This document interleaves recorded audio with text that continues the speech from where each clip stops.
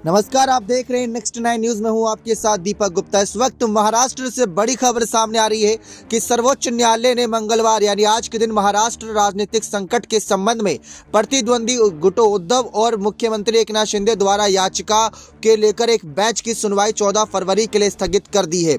Chief justice DY Chandrachud, justice MR Shah, Krishna Murari, Hima Kohli और PS Narasimha की 5 जजों की संविधान बेंच ने यानी पीठ ने कहा कि हम इस पर 14 फरवरी को सुनवाई करेंगे। शुरुआत में ठाकरे गुट की ओर से पेश वरिष्ठ अधिवक्ता कपिल सिब्बल ने पीठ को बताया कि पिछली सुनवाई में उन्होंने संकेत दिया था कि वे इस मामले की सुनवाई के लिए 7 न्यायाधीशों की पीठ की आवश्यकता पर बहस करना चाहते हैं। शीर्ष अदालत पहले इस पर दलीलें सुनेंगी कि मामले की सुनवाई 7 न्यायाधीशों की पीठ कर रही है या 5 न्यायाधीशों की पीठ। सुनवाई की आखिरी तारीख पर सिब्बल ने शीर्ष अदालत से कहा कि वे इस मामले को 7 न्यायाधीशों की पीठ को भेजे जाने पर जिरह करेंगे। सिब्बल ने नवाब रेबिया मामले में 5 जजों की बेंच के फैसले को 7 जजों की बेंच को रेफर करने की मांग की है।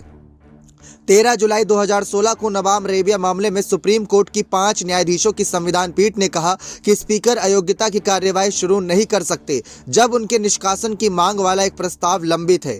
इससे पहले उद्धव ठाकरे के नेतृत्व वाले समूह ने शीर्ष अदालत को बताया कि महाराष्ट्र में संवैधानिक सरकार चल रही है। अगस्त में शीर्ष अदालत के 3 न्यायाधीशों की पीठ ने महाराष्ट्र राजनीतिक संकट के संबंध में शिवसेना के प्रतिद्वंदी समूहों द्वारा याचिका में शामिल मुद्दों को 5 न्यायाधीशों की संविधान पीठ को भेज दिया था।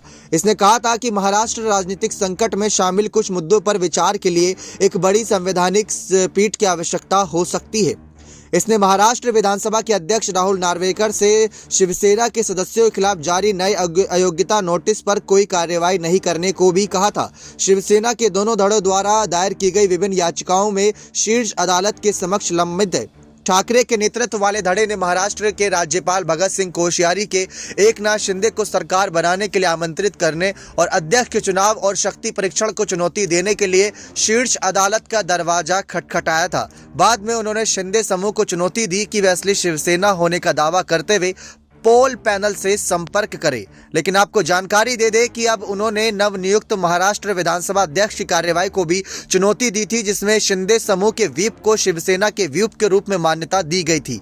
याचिका में कहा गया कि नवनियुक्त अध्यक्ष के पास शिंदे द्वारा नामित व्हीप को मान्यता देने का अधिकार नहीं है, क्योंकि उद्धव ठाकरे अभी भी शिवसेना की आधिकारिक पार्टी के प्रमुख हैं। ठाकरे खेमे के सुनील प्रभु ने महाराष्ट्र विधानसभा से नए मुख्यमंत्री एकनाथ शिंदे और 15 बागी विधायकों को निलंबित करने की याचिका दायर की थी, जिनके खिलाफ अयोग्यता याचिका लंबित है। शिंदे समूह ने डिप्टी स्पीकर द्वारा 16 बागी विधायकों को जारी किए गए अयोग्यता नोटिस के साथ साथ शिवसेना विधायक दल के नेता के रूप में अजय चौधरी की नियुक्ति को चुनौती दी थी। वह भी शीर्ष अदालत के समक्ष लंबित है। शीर्ष अदालत ने 29 जून को महाराष्ट्र विधानसभा में 30 जून को शक्ति परीक्षण को हरी झंडी दे दी थी। महाराष्ट्र के राज्यपाल द्वारा तत्कालीन मुख्यमंत्री उद्धव ठाकरे को सदन के पटल पर बहुमत साबित करने के निर्देश पर रोक लगाने से इनकार करते हुए 30 जून को बेंच ने फ्लोर टेस्ट के खिलाफ प्रभु की याचिका पर नोटिस जारी किया था।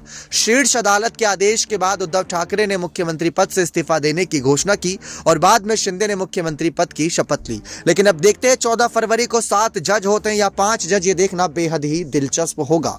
आपको क्या लगता है कि शिंदे गुट बचेंगे या फिर इनकी विदाई तय होगी? यहाँ पर अपनी राय कमेंट सेक्शन में जोड़ दीजिएगा। बहुत बहुत धन्यवाद।